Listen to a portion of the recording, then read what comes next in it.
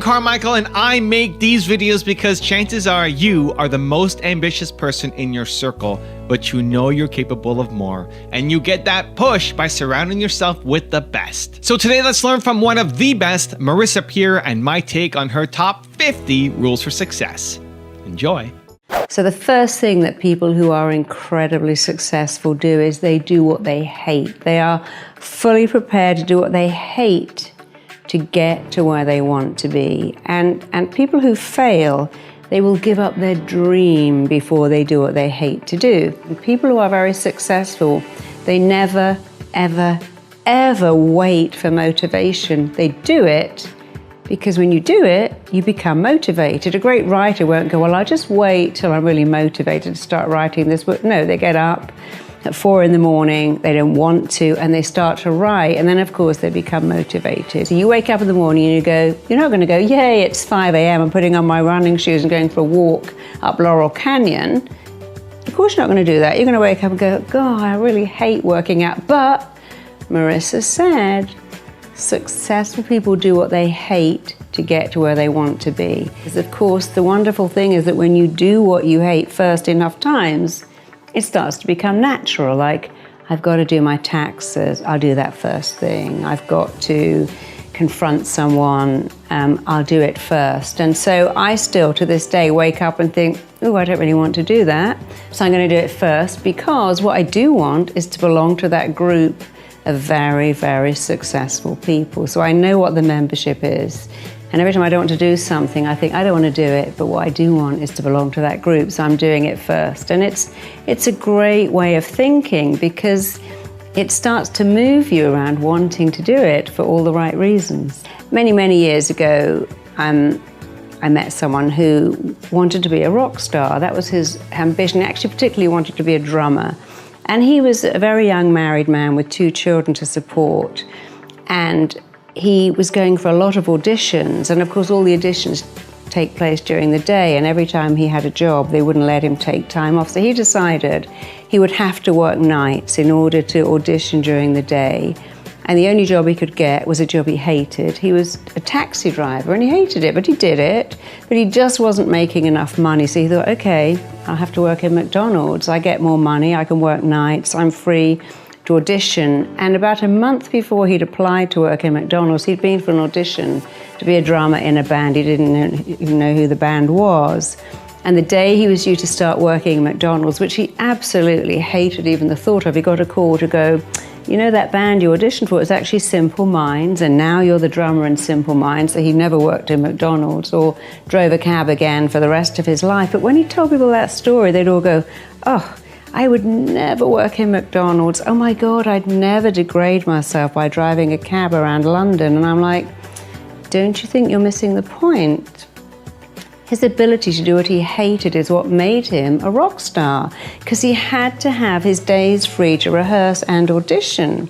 But if he had your mindset, I'd never do that, he would never be a multi-millionaire rock star. It was because he was fully prepared to do what he hated, to swallow his pride, to keep his vision in mind. I want to be a rock star. I must be free for auditions.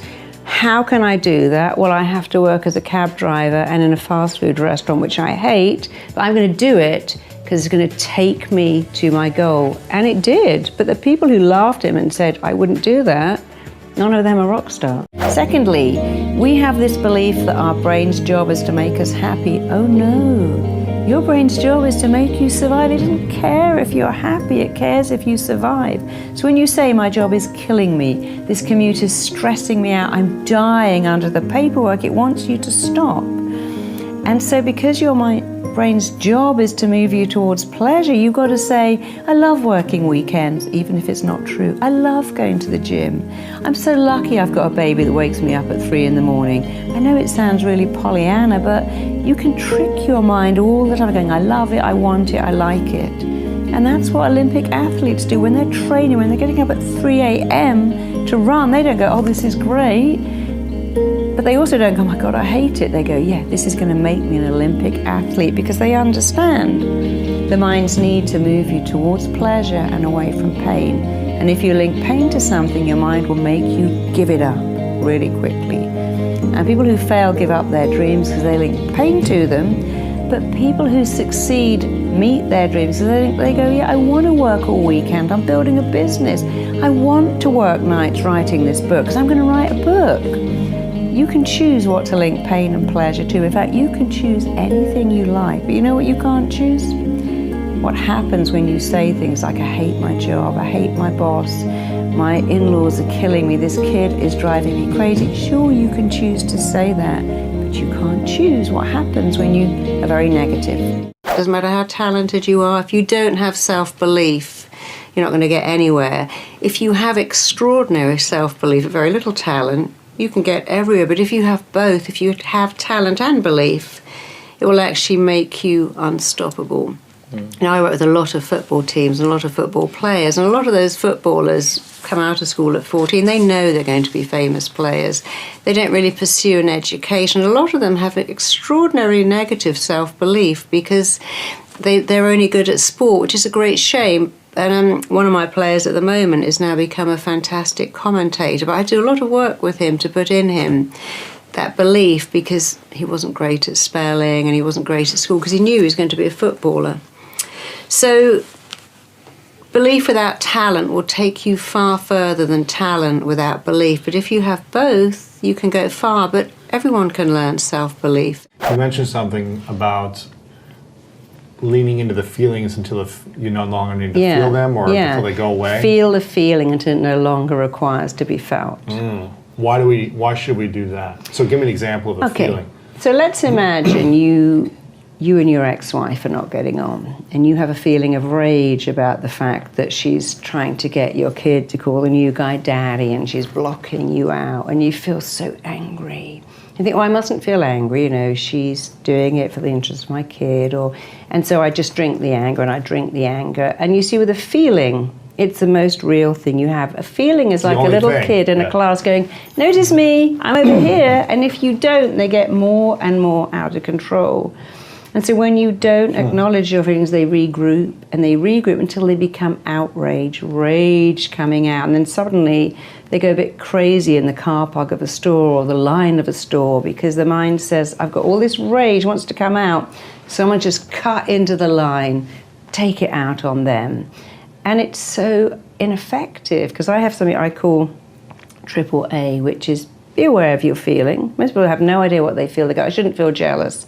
I shouldn't feel envious. I shouldn't be furious with this kid who's keeping me up all night. So they're not aware of it. They certainly can't accept it, and they never get to articulate it. If you can say, you know, my wife's a good person, but actually I'm furious with what she's doing. It really hurts my feelings. That's why group therapy and places like AA, the good thing is you get to say, sometimes I could quite cheerfully hurt my wife. I'm not going to, but I feel like it. Oh yeah, I feel like that too. Because when you can express your feeling, it goes away. It goes away immediately. When but when you communicate it, even to yourself. So if your mother-in-law is the absolute bitch from hell, and you can't say, by the way, Dorothy, you are the most horrible mother-in-law in the world, but you just go and shut yourself in the bathroom, turn on the taps, flush the toilet, and say, Dorothy is a really unpleasant mother-in-law. And one of my feel better. Yeah, you feel so much better because you're not saying it to them. It's like feelings are like gas. They're in or they're out, and they hurt much more when you keep them in. And you want to let them out. Maybe gas, I mean, obviously right in the middle of a meeting, but when you keep stuff in, it causes you pain. Also, if you want to build more confidence, the science says it can take up to 254 days of consecutive action to successfully build a habit. So I've created a free program for you where every day for 254 days, I will send you an unlisted video to your email, absolutely free, to help you build your confidence. The link to join is in the description below. Successful people do what they hate to get to where they want to be.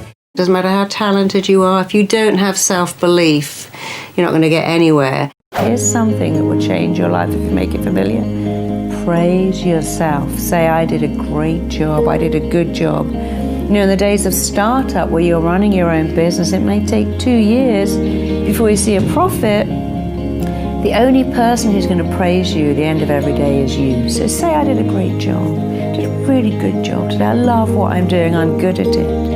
Make praise familiar. everyone's good at something. You know, you're not meant to be good at everything. It's no good being a jack of all trades and a master of none. So be really good at what you're good at, and don't worry about what you're not good at, because we're not all supposed to be good at the same thing. Find your talent, you know, find out what you love to do. What you're meant to do lies directly behind and is absolutely linked to what you love to do. When I was a kid, actually, I loved writing little stories and illustrating them, and it's funny that now I am a very successful writer, because I was always writing when I was a kid, but I never considered that as a career, but it kind of found me later. My daughter was always drawing and always, in fact, she went to college to be a criminologist and then gave that up and became an artist, because it's what she was meant to do. So find out what you love and be brilliant at it. You can't do that. You'll mess it up. You'll never get it right.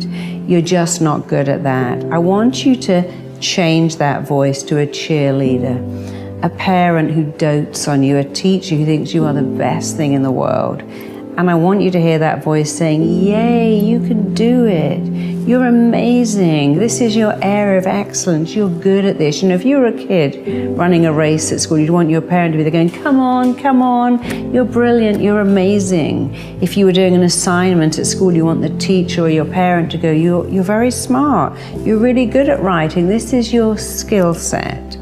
So I want you to become a loving parent to yourself, a praising teacher, a cheerleader that always goes, yes, you can do this. This is easy for you. This is a walk in the park. Or you have the skills, the talent. You've read that book. You know the answers. You've studied.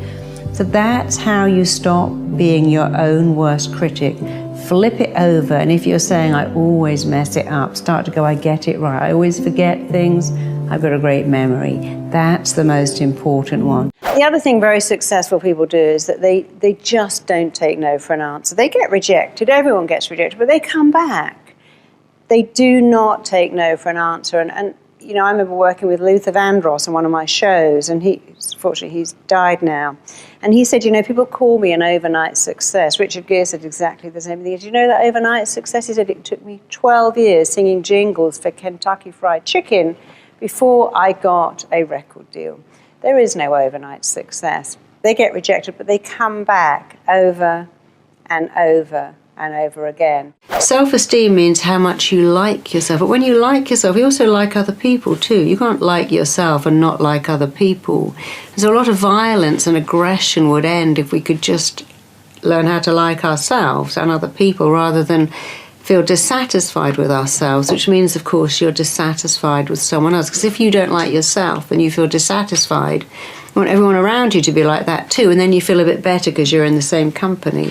If you don't feel very good and everyone around you is happy, then what people do is they tend to try and diminish everyone else or elevate themselves. But you can't elevate yourself if you don't like yourself. So a lot of the issues we have in schools, the violence, the truanting, the not achieving, could be cut in half if you just taught children to really like themselves and to have self-esteem. When you focus on the worst possible outcome, you actually feel as if you are in that worst possible outcome. The only way to overcome a fear is, instead of focusing on the worst possible outcome, to focus on the best possible outcome. I'm driving, it's foggy, it's dark, it's icy, I might skid off the road and kill myself. Or I'm driving very carefully, I'm driving very slowly, I'm driving very cautiously because I'm going to be safe and I'm going to get home.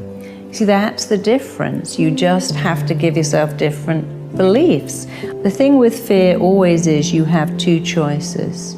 Rationalize why you feel so terrible, or talk yourself out of it. And I was on the beach with my daughter and there was a big dog, and it was quite a scary dog, and she didn't like this dog. And I said to her, you know, darling, when you don't like a dog, you get very scared, and the dog doesn't like it either, and he gets scared. So when you see a scary dog, turn your back to it. Don't look at it, because when you look at it, you're challenging it. And that's hard to do, to turn your back on a dog. But if you turn your back, it's not a challenge. And she understood that. And I was always teaching her, when you have a fear, you have a choice. Oh my God, that dog's going to bite me, attack me, hurt me. Or I'm going to talk myself out, I'm going to turn away, I'm going to breathe, I'm going to be really calm, and that dog's just going to go on its way. And it's the same with everything in life to do with fear. Rationalize why you feel so fearful, or talk yourself out of it. I'll be fine. This is okay. Everything's going to work out perfectly. I'm okay. All of these fears hold you back, and they don't have to, because every fear you go through teaches you something. You see, if you go to a fun fair and go to those loop-the-loop rides, you can scream in terror or you can scream in excitement. And the fact that people put themselves through those rides means that at some level we quite like fear. It challenges us to do more. It challenges us to grow more. So don't fear fear. Remember, the only fear to fear is fear itself. I don't do no. I refuse to take no for an answer. So if I'm told no, you know, when I was told you can't have a baby or you'll never be able to do that, I don't let that in, which I find very useful. I do let in criticism, but only if it's useful. And so I'd say that's probably my best attitude. I just won't take no for an answer. And I was studying once celebrities, because I work with a lot of them. And I mean, I don't put myself in that category, but what I found out was that celebrities don't take no for an answer. They're very interesting. They simply refuse to do no. And if you say to them, okay, we're having a party, everyone's coming wearing white, they'll turn up in green, because they want to be a little bit different, but they don't see it as a handicap, they see it as an asset. And it's a great thing to not take no for an answer. You know, we used to live in walled cities, and our strength came from numbers. We were in a group, and with numbers we survived. Now you can live in an apartment, you can have cats and dogs, you can have your grocery delivery, you can never see anyone, and you could live till you're 110. But we still feel this feeling, I'll die if you reject me. No, you won't. You'll get stronger. But you know, for women especially, if you went back 500 years ago, you're a hunter-gatherer, and your guy died out spearing a wildebeest, you would die. Who's going to raise your children? Who's going to feed you? So in our evolutionary psychology, we have this fear, I'll die if you don't like me. And we try to get over it by buying stuff and going to the gym and having our hair done or getting a nicer car, or trying to impress people. And what you should do is impress upon your mind, look, I know you think I'm going to die from rejection. I'm not. Actually, it's going to make me stronger. And if you can dialogue with yourself and go, okay, I've just been dumped. I feel a bit sad. It's not going to kill me. That was a starter relationship. The next one is going to be way better.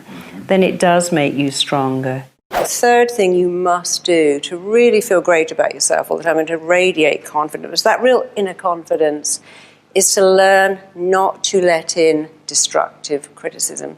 Now, you can't stop people criticizing, but you cannot let it in. Years and years and years ago, when I was getting engaged to my boyfriend, my boss actually said to me, when I said, I need some time before getting married, she went, oh my God, your boyfriend's so good looking. How on earth have you got him to marry you?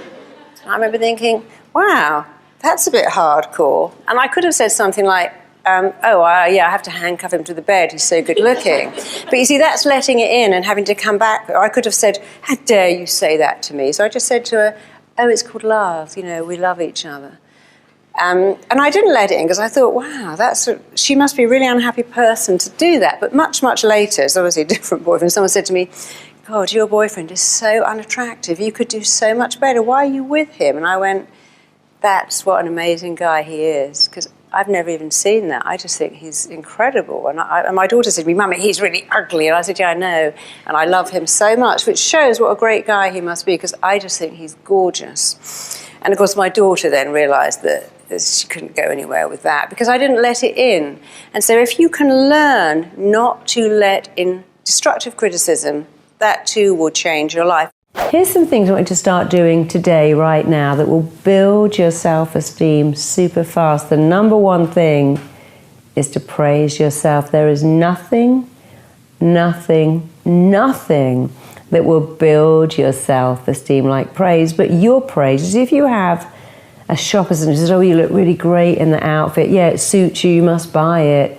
They have an agenda. If your boss says you're amazing at your job, but I need to give you work to do over the weekend, they have an agenda. Someone dating you might have an agenda, and your mind knows that. But when you say, I'm great at my job, I'm smart, I'm kind, I'm nice, people like me. There is no agenda. Unfortunately, when you go, I'm rubbish at my job, I'm boring, I always mess up and I have no friends, your mind lets that into, because your mind doesn't really care if what you say is right or wrong, good or bad, healthy or unhealthy. Let me prove that to you. I want you to put your hand in front of your face like that. I want you to close your eyes. I want you to imagine you have a big, fat, juicy lemon. And I want you to breathe in that wonderful lemon smell and just squeeze it a bit and feel that wonderful lemon texture, because nothing quite smells like a lemon. So still really believing you have half a lemon in your hand, open your mouth. Shove that lemon in there, cram that half a lemon into your mouth and start chewing and sucking and biting and swallowing the flesh. Keep sucking all that lemon flesh into your mouth. Bite it, chew it, suck out the juice.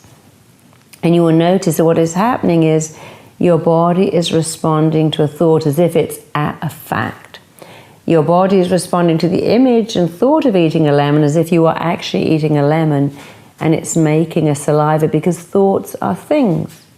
And every thought you have has a physical reaction in your body and an emotional response to. When you think, I don't have friends, I can't talk to people, I can't take things back to a store, I can't ask for special treatment, I don't know how to talk to people, then your mind accepts that as a fact, just like the lemon. But when you say, oh, I can talk to anyone, I'm an interesting person, I'm warm and friendly, people like me, and I can make eye contact, I'm good at my job, I can ask someone out on a date, I can tell the person I'm involved with what I need, your mind accepts that too. And someone recently said they keep a lemon on their desk now and look at it every day. I'm sure they change it every month, because that lemon reminds them every day that they are responsible what they think and feel. And you know, responsibility, that word means an ability to respond.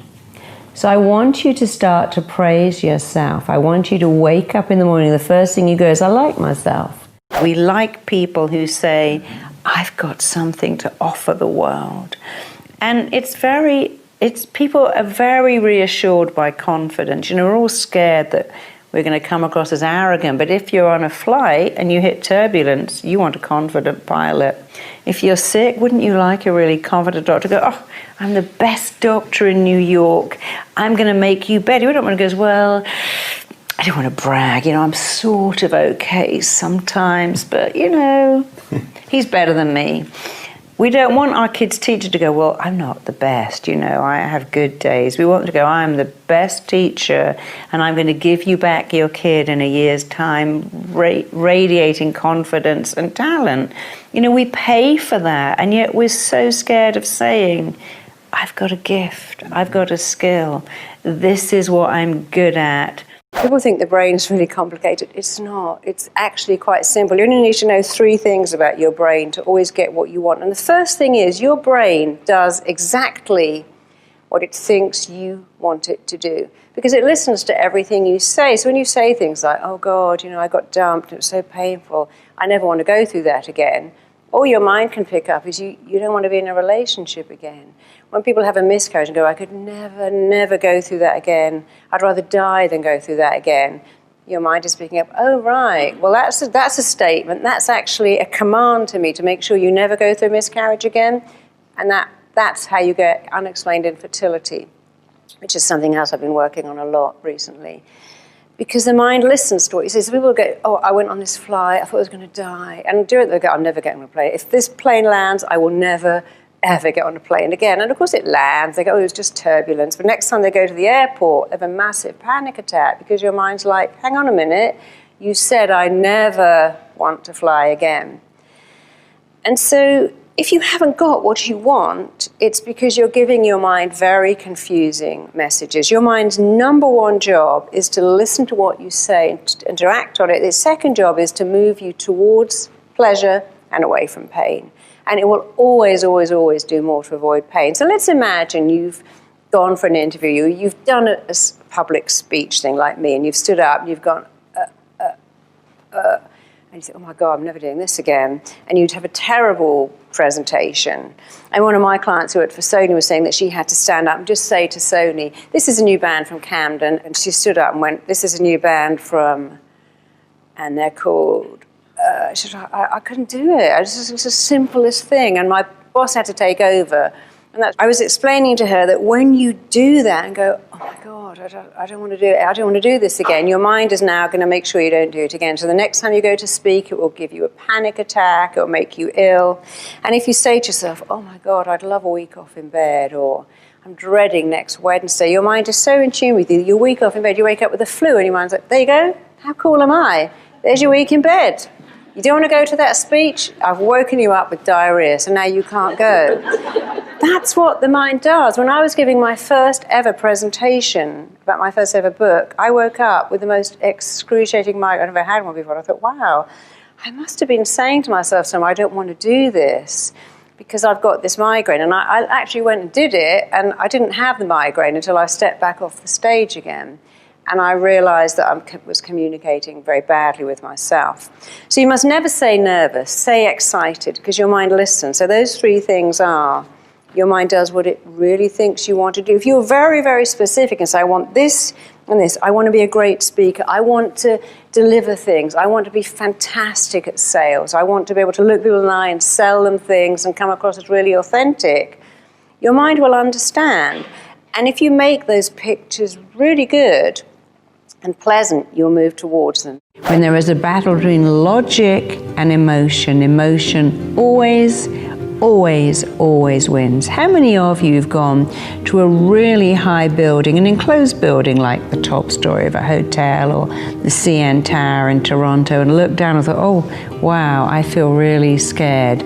My logic mind knows that I'm safe, that the glass is that thick, that I can't fall, but the emotion that's making my stomach lurch is winning. So when you have a battle between emotion and logic, emotion always wins.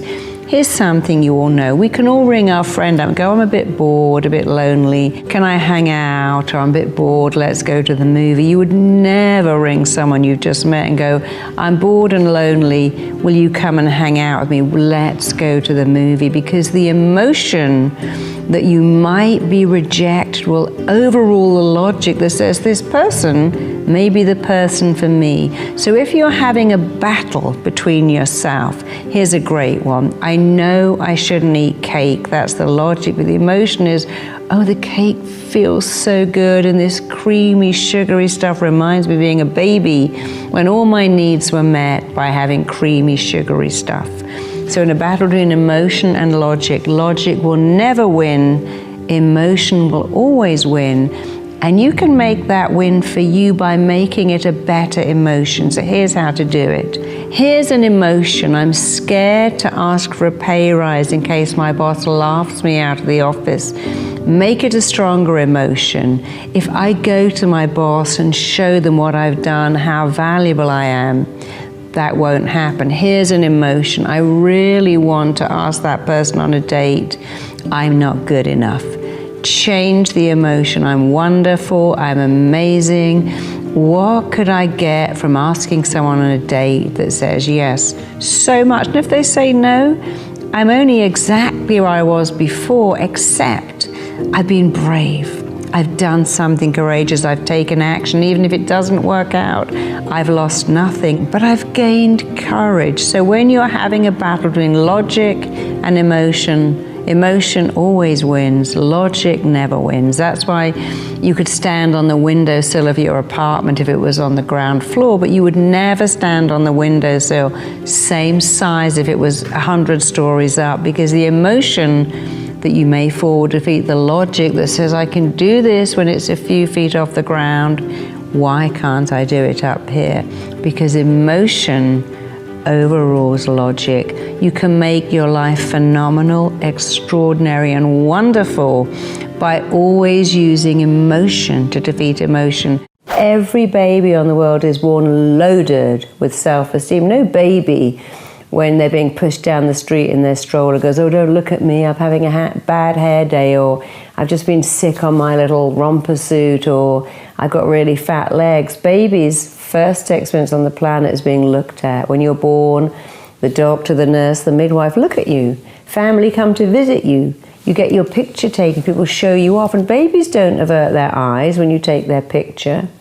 When I used to push my little girl down the street, people would look in her pram and go, oh my God, she's so gorgeous. She never looked away. She kicked her little legs. She gave a big gummy smile because she knew that she was gorgeous too.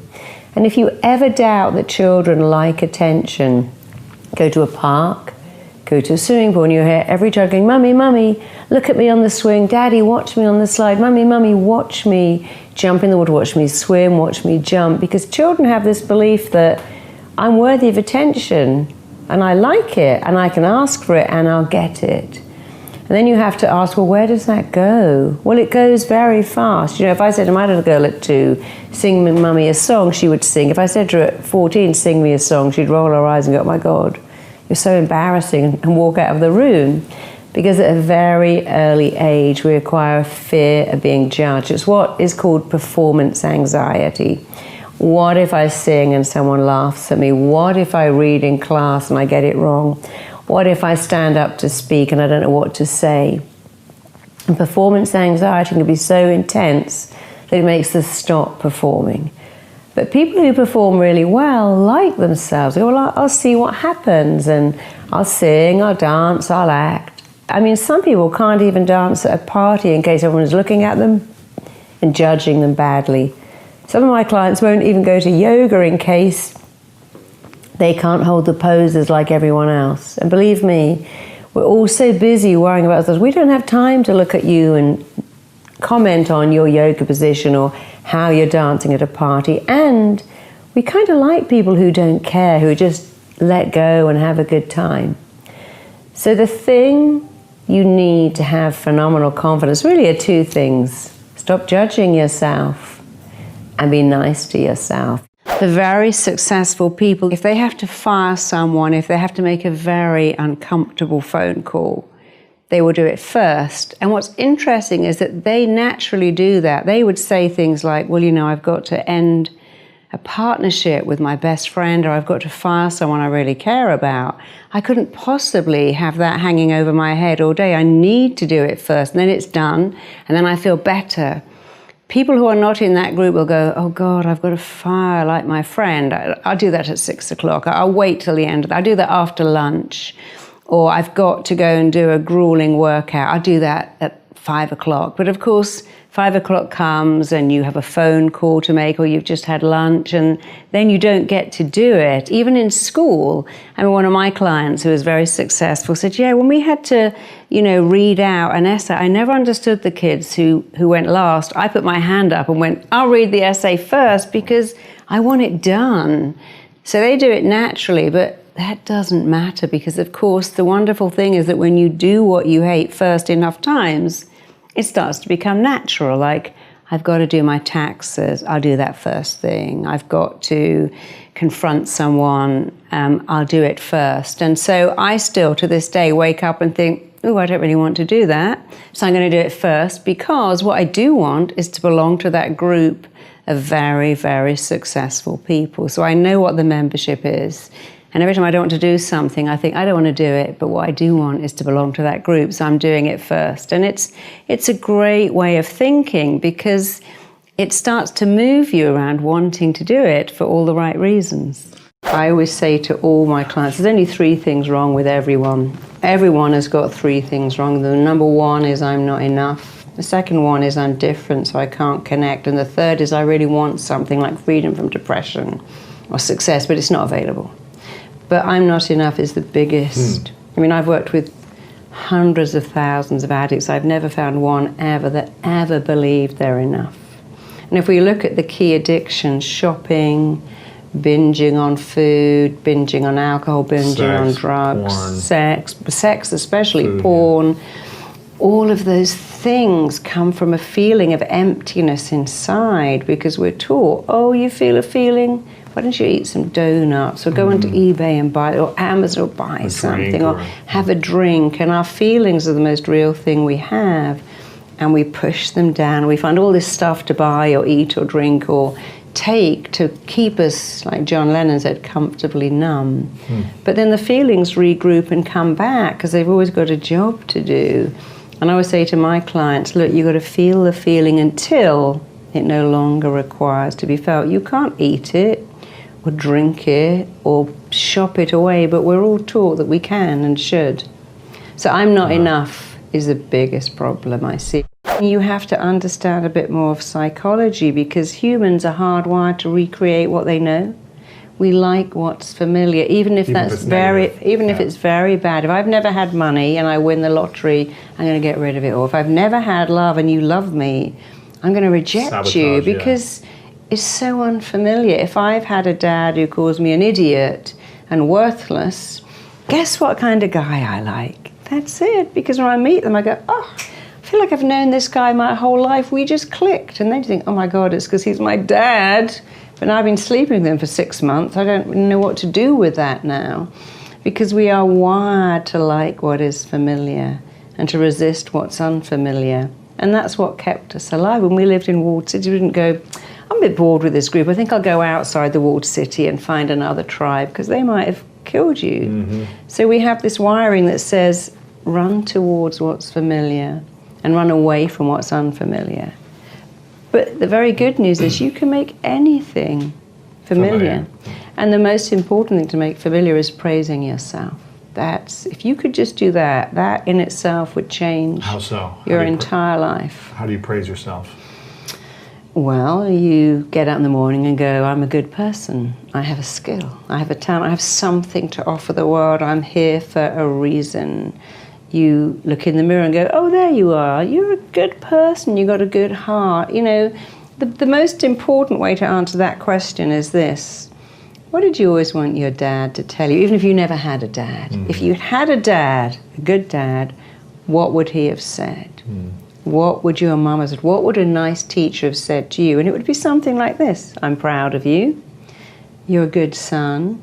I'm so glad I'm your dad. How lucky I got to have you. And a teacher would say, you're such a smart kid. What a joy it is to teach you because you're smart. And we all want to hear the same stuff. I love you, I'm proud of you, you're interesting, you're a great company. Nobody needs to hear I'm the best dentist in Beverly Hills because that doesn't work. It's emotions, and many of my clients, their mother might be dead, but they're still trying to get her to approve of them. Dad's living in another country, but they're still working to make him like them. And you know, the most important thing is you like you. So whatever you wanted to hear, say it to yourself, because your mind doesn't even know that it's coming. And also it doesn't care. Your mind doesn't care if what you tell it is right or wrong, or true or false, or even if it's good or bad, it lets it in like chapstick on your lips. Your lips don't go, is this organic, fair trade? Just lets it in. It needs a bit of nourishment. And we need some nourishment, and words are very nourishing. And there is actually nothing on the planet that will raise your self-esteem like praise. But self-praise is better, because if I said to you, oh, I just adore you, you're amazing. By the way, you know, can you do this and this and this? I've manipulated you.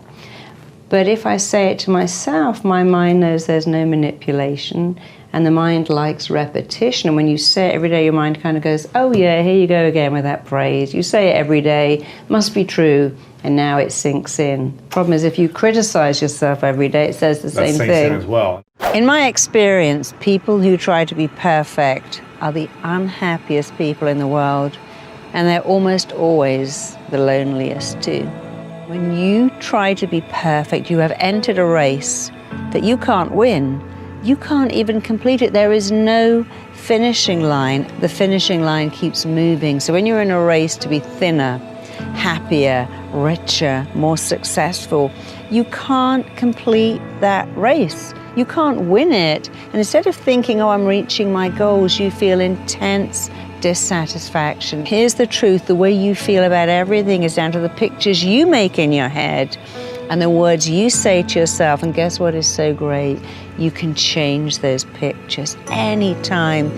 You can change those words. Every thought you think, every word you say becomes a blueprint that your mind, body, and psyche use everything at their disposal to make real. Thoughts are things. What you speak and think and say without realizing your mind is working so hard to make that your reality, even if it's super negative.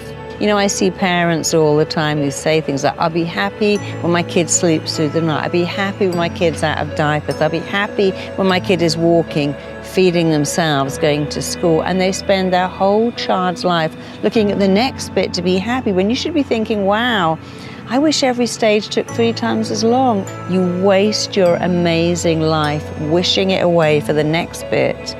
Because happiness is not a destination you arrive at, it's the journey you're on, it's an inside job. Do not farm out, I'll be happy when, because there is no terminal to get to called happiness.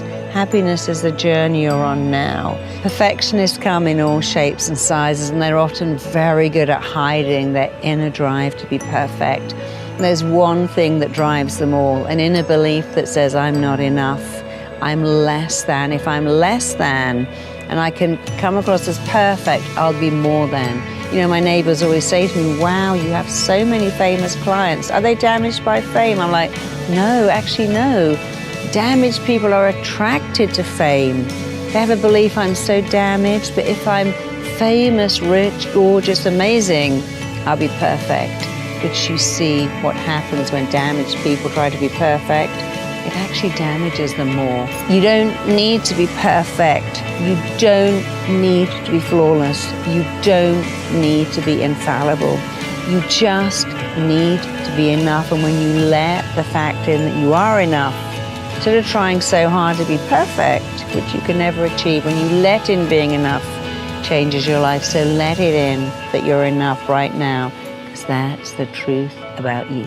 What is it about hypnotism that makes it work? Is it that people, the things that are f***ing them up are like buried deep in the subconscious? Like, why hypnotism? Why was that the radical breakthrough? Hypnosis is the actual grandfather of even psychotherapy. People think hypnotherapy is the poor relative and it's come along, and it's actually in front of everything. A lot of hypnotherapists don't understand what hypnotherapy really means. And what it means is you can shut down the critical part of your mind that goes, oh, I could never speak in public. Oh, I could never live without donuts. That bit shuts down.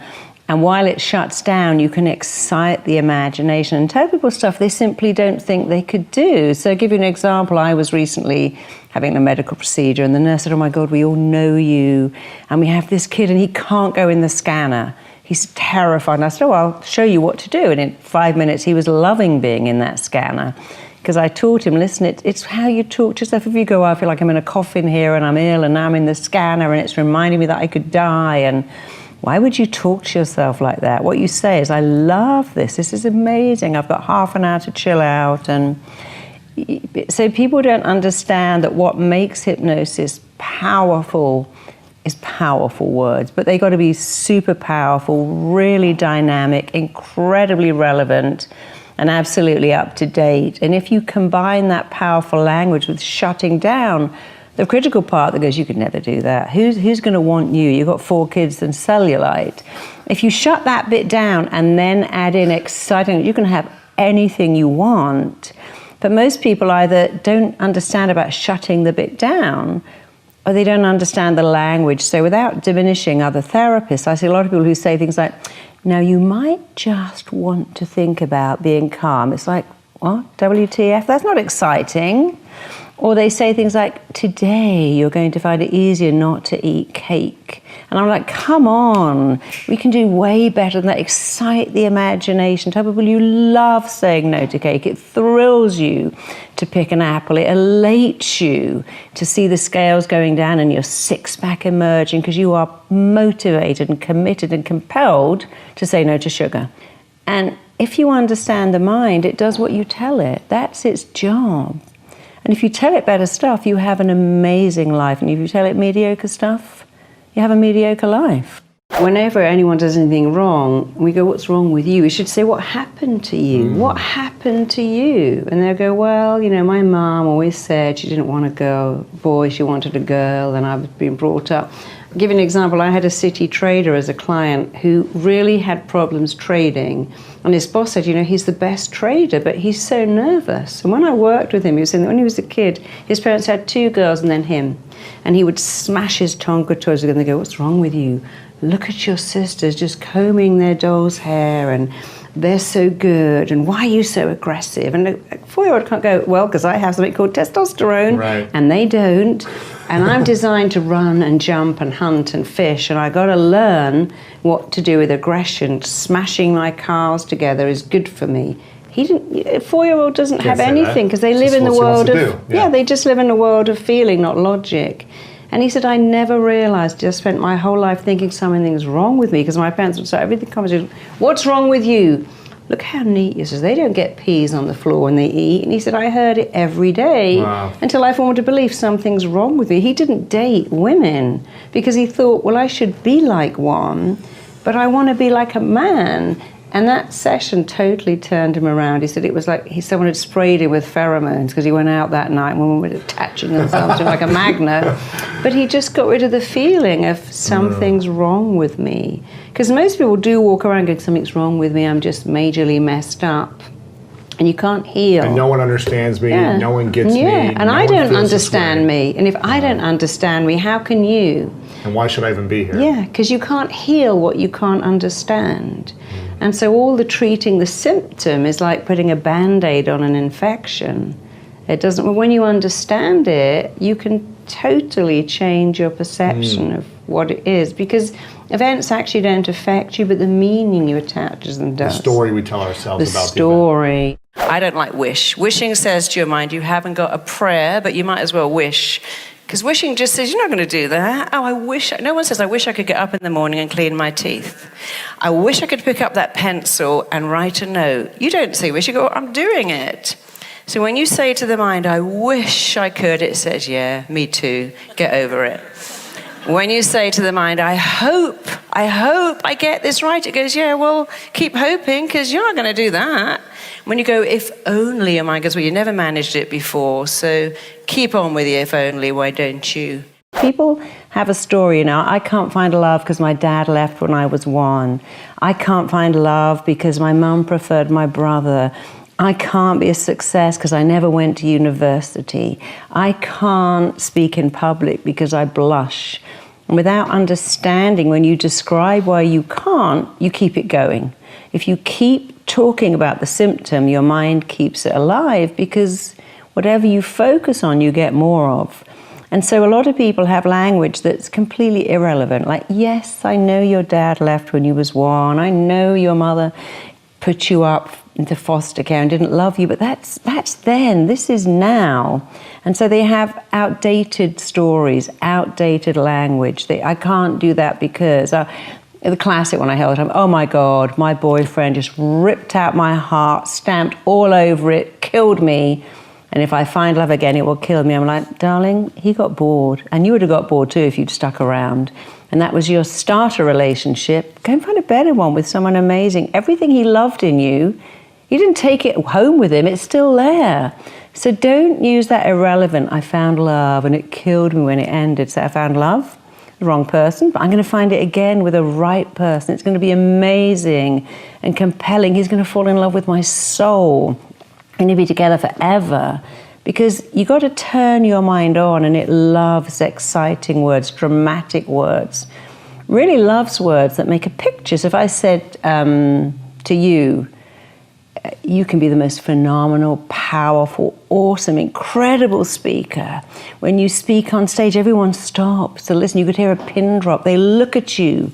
They hear what you're saying. They like you. The mind goes, oh, I like this. I know where I'm going here. But when you go, I'm not bad at speaking. Sometimes I'm quite good. Occasionally, I really get it right. The mind goes, what are you talking about? That's not dramatic enough for me. And all psychiatrists will tell you that and if you want to be sorted out, here's something you must do. Express your hurt as close to the event that hurt you happening as possible. You can't say to your dad, 20 years I asked for a bike and you got me a skateboard. I didn't want that. They go, what? I worked nights to buy you that bike. You can't get any resolution after 10 years or 20 years. Yeah. But when you can say to your friend, look, I love you, you're my friend, but it really hurt me when you didn't even turn up to my wedding and I still had to pay for all of that and you didn't call and it hurt me. I still love you, but you hurt my feelings. Then it's gone. But when you keep it in, it doesn't. When you say to the friend, you make me feel so angry, well, you make me feel angry. I didn't come to your wedding because your guest list, that was extortionate, asking for all this stuff. I mean, I'm not Bank of America, and I didn't want to buy that stuff. But you can't get resolution. Yeah. But when you say, I was hurt when, or I felt hurt by, and you can say it to a wall, you can say it to a force, you can say it to a mirror. You can write it down. It's not for the other person. It's good to say it because it's out then. And then it goes away. It's the most wonderful thing. It goes away. And then everything is so different. Yeah. And one of the rules of the mind, and it's the best rule, is that every thought you think and every word you say forms a blueprint, and your mind must work to make that blueprint real. So when you say, I can't remember anything, I'd lose the eyes in the back of my head if they weren't fixed in there, because I just can't remember anything. Your mind goes, that's a blueprint. Let me take you to it. And when you say, my memory is phenomenal, foolproof. In fact, I'm like human Google. When I read an exam, the minute I read the question, my mind has already gone to work, found the answer, and it stays in my head right through until I write it on the paper. Then I read the next question. The same thing happens as I read the question. Google says, here's the answer. I work with children all the time with exam stress, and they come in. I was a little boy last year who had, I think there were 17 children applied for every place in his school. And he flunked the mocks. And I'm like, darling, you're supposed to flunk the mocks. It's great to flunk the mocks. You know what mocks are, don't you? Oh, so in England, when you're taking an exam, you have a mock exam, maybe 6 weeks before you take the exam, just to see how you do. And then they say, well, you did terribly, you did really well. And because you did really well, you're going to pass that exam. And because you did terribly, you're going to fail. In fact, the ones who do well in the mocks get so complacent, they often don't do so well in the actual exam. And the ones who do badly think, wow, I need to up my game. I need to revise more and study more. So when he came in and said, my mummy was so upset because I got really bad marks in the mocks, I went, that's fantastic. What were you worse on? He said the writing, what did you do? So I didn't read the instructions correctly and I didn't use the right words. I went, that's fantastic. And so I said, that's fantastic. So what did you need to do? And just by changing his language, I didn't use the right words, and explaining to him that he could do it and telling him that his mind was like Google. Then I was asking him some questions about Harry Potter. And I said, how do you know these answers? Have you studied Harry Potter? He went, no, I just really like it. I said, well, see how clever your mind is. So when you're working with a kid that says, I don't know, ask them about James Bond. Ask them about something that they like and go, how do you know this? They go, I don't know. How do you know? Wow, you're so smart. Because when they like something, they remember. And part of school is liking something. So with this little kid, he got into that school. I knew he'd get in because he came in like that and he left like that. He was like, I'm going to nail this. I know what to do. My mind is like Google. And I will say to all my clients, whether they're a 7-year-old taking an exam or someone taking a medical exam or the bar, I say, whatever you're reading, your focus narrows down. You say the word narrow down, and when you say narrow down, everything fades away. You're absorbed in that paper. You have phenomenal powers of concentration, comprehension, recall, retention, and assimilation. And I say words that help you do the next one. Comprehension, comprehension, retention, recall, assimilation. I say it over and over again because the mind believes what you tell it. There's certain rules of your mind that I like to operate from, and one is the mind learns by repetition. So nobody would go to the gym and go, I've done 500 sit-ups, I should have a six-pack now. You know you've got to go back and do them again and do them again. Once you get that six-pack, you can keep it with a little less repetition And so it is with how we dialogue with ourselves. You know, my passion is to get schools to teach children to dialogue with themselves better. So repetition is very important, but it's not quite enough. You know, if you were a chronic alcoholic and said, right, I'm going to say every day, I don't drink, I don't drink, I don't drink, that probably won't work. First of all, the mind doesn't know what don't is. When you say I don't drink, it's like saying, I'm not thinking about chocolate. You have to think about the word that's most descriptive in the sentence. It's like saying, don't think of an orange snowman. Now you've got to think of an orange snowman, even if you've never seen one in your life. So the combination of repetition, powerful words can be more than enough. I mean, somebody wrote to me and said, my kid was lying on the floor hysterical about her exams, and I played one of your audios, and she got up and she said, I'm going to ace this. And she went to school and she did ace it. And I could tell even by the set of her chin that she knew. But for many people, they need more. They need you to go back and unpick their story. Why do you do what you do? What happened to you? Why are you an alcoholic? In understanding why, for most people, that's their aha moment. They go, oh my God, I never knew it. That's why I do that. Oh, and then you add in, and now you know you never have to do it again. You always have a choice. Your mind talks to your body all the time. That's its job. And your job is to tell your mind what you want. I want perfect health. I don't do illness. I do wellness. Everything I do is perfect. You know, I was at a conference recently, someone wrote, oh my God, I'm so glad I listened to your audio, because you know I have 4 hours of sleep, and I tell my mind I'm having 8, and I thought, God, I should do that. I'm teaching people this. I forgot I can do that too. Tell my mind I've had 8 hours sleep. Tell my mind I feel amazing. Tell my mind when I'm working out, my body loves this. My muscles love this. I can do a bit more. Rather than go, oh, it all aches, and I hate doing this, and I could be at home watching TV. So just to be very clear, your mind's job is to do what you tell it, and your job, should you choose to accept, is to tell it great things, amazing things. I'm not aging, I'm saging. I'm embodying wellness. I have perfect balance. You can choose. Not only does the mind tell the body what to do, it also interrupts the signals coming back from the body. I've got this crippling thumping headache, can become, well, I've got a little niggle in my head, but I'm really too busy to notice it. I'm in agony. No, you've just had a little shot. That's not agony.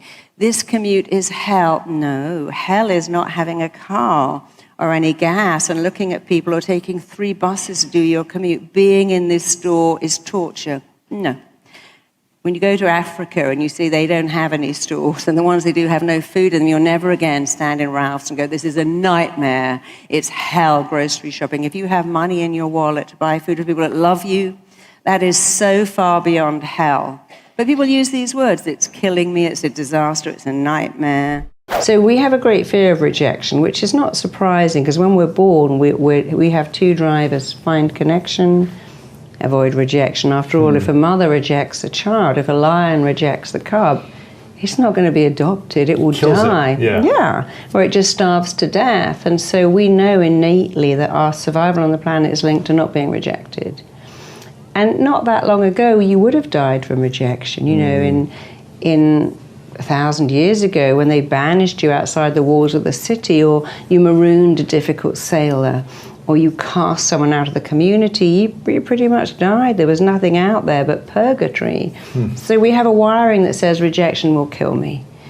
And that's why you had the fear. But when you can dialogue with the other, go, look, no, it feels like it will kill me. It can't kill me, because no girl can reject me unless I give her my permission. Right, give them my power. You can't reject me unless I agree with everything. I don't like you because you got short hair. I don't like your shirt. I don't like you because you're white, not white, tall, short, glasses, not. But when you say you can't reject me, I can't be rejected, because the only person you can reject me is me. You can talk to girls realizing, even if they say, no, you're not my type, I'm with someone, no thanks, or even, ooh, not no, they can only reject you if you let that in. And we look at someone like James Corden, who's certainly not gorgeous, but women love him because he's funny. So funny. So funny. Love and that guy. you know, we like warm people. You know, the packaging is all very nice. But lots of people have a great packaging, a great wrapper, and but they're unhappy. And so our greatest fear is to be rejected. But the truth is, in 2018, you could live in this apartment, have Amazon deliver your groceries, never see a soul, and you probably live until you're 106. Yeah. Wouldn't advise it, but we don't die of rejection anymore, but we still feel like we will. And all schools should be teaching kids you cannot be rejected. You can ask for a pay rise. You can ask for crowdfunding. You can go to someone and go, here's my idea. You can write a book, speak in public. Because I work with a lot of actors who say, I'm so scared of rejection. I'm like, well, how are you going to be an actor then? Because you're supposed to be rejected all the time. So you and I write books. For everyone who loves it, there's going to be the odd person who goes, I hate this book and I hate that writer too. But we don't let it in. We have to laugh about it. When you give a YouTube talk, I mean, one of my talks got like 3 million views, and there's a few in there going, I hate her, stuck-up English snob. But they don't know me, because that's not me at all. But I don't go, oh my God, I can never write another book. I'm okay because I don't let it in, because the only opinion that matters is my opinion. I know I'm not a stuck-up English snob, so that can't hurt me. You Are Enough is a movement that I started because, 33 years of being a therapist, I might work with a movie star, an Olympic athlete, or someone who's a school teacher, and they all have the same problem. And the problem is almost always I'm not enough. I mean, I've worked with so many addicts, thousands of addicts. I've never met one who ever thought they're enough. They'll say, I drink because I'm not enough. I use because I'm not enough. I am addicted to spending because I'm not enough. What I see many therapists doing is the client comes in with a list, like what I call a shopping list. I need to stop drinking, I need to get out of bed, I need to stop shouting at my kids, I need to take care of myself. And they like to go through the list. It takes a long time. I go, forget the list. Let's look at what I call what lies beneath. You know your problem? You think you're enough. Where does that, do you know a baby who's ever been born and goes, I shouldn't cry because I don't deserve attention here. I shouldn't throw up on this white top my mum just bleached. No baby is ever born believing they're not enough. And so, again, we look at where does this come from, this belief you're not enough? Who told you that? Where did you get that? And when they go, oh, yes, it came from here, it's a game changer because they start to tell them, I'm enough. People say, but if I'm enough, don't I just lie on the couch and eat potato chips all day? No. When you know you're enough, then you go, right, I need a better relationship than this, a better career than this, a better health than this. In powerful language, you can never say you're going to fall, you're going to mess that up, you're going to ruin everything. That's just not going to work out. You have to say the opposite. Okay, I've only got 10 minutes to prepare my speech. I only need 10 minutes. I've only got 10 minutes to get there. That's exactly how much time I need. And if I'm late, I wasn't supposed to be there on time. I have a belief now when I get to a party late, it's because I wasn't meant to get there early. I no longer go, oh my God, I'm so late. This is going to be terrible. In fact, I was recently going in a cab across town to get a train to work with a football team. And we got stuck in traffic. And so I was playing a game. I thought, oh my God, I'm going to miss the train. This is terrible. I'm going to ruin my reputation. The team are going to be so upset. And I felt really sick. And then I started to say, the trains run every 20 minutes. It doesn't matter. What's 20 minutes? My material's so great. They have lots of time. After all, they finished practicing at 3 o'clock. And it was fine. So all the way there, I was playing a game, and I actually got the train on time, but they really wouldn't have minded. But I could have ruined my day, made myself panicky and sweaty by going, oh my God, I haven't got enough time, and now it's all ruined. And it's never ruined. You can come back from anything. And then I worked with a client who had cancer and had to go into this MRI scanner. And every time I saw him, he said, I can't do it. I can't get in that scanner. And he said, well, I feel like I'm in my coffin. I feel like it's a premonition of my death. And I get in the scanner, I think, well, I've got cancer and I'm going to die. And I said, well, I freak out. I press the button, I have to come out. And they keep saying, look, you've got to, I can't even be in there for 2 seconds, which is not true. When people say, I can't do it for even a second, he probably was in there for a few minutes. I said, look, the words you say to yourself in that scanner, this is a premonition of my death. I feel like I'm in a coffin. I feel like I'm suffocating and I can't do it. That's a blueprint. And your mind doesn't like those words. So how about these words? How about saying, I'm in my bed at home and I'm just so chilled and I could lie here for hours. I'm chilled, I'm relaxed, I'm blissed out. You must use words that make a picture. You can't go, oh, I'm okay really. I'm quite good, I'm not bad, this is okay. Because when I say the words okay, not bad, where's the picture? There's no picture. It's what I call fluff. When you say I'm chilled, I'm blissed out, I'm ecstatic, I'm just lying here and I could do this for hours, it's just so cool, the mind goes, you're right. And when you go, I'm in a coffin and I'm suffocating, the mind goes, you're right. See, here's the great thing.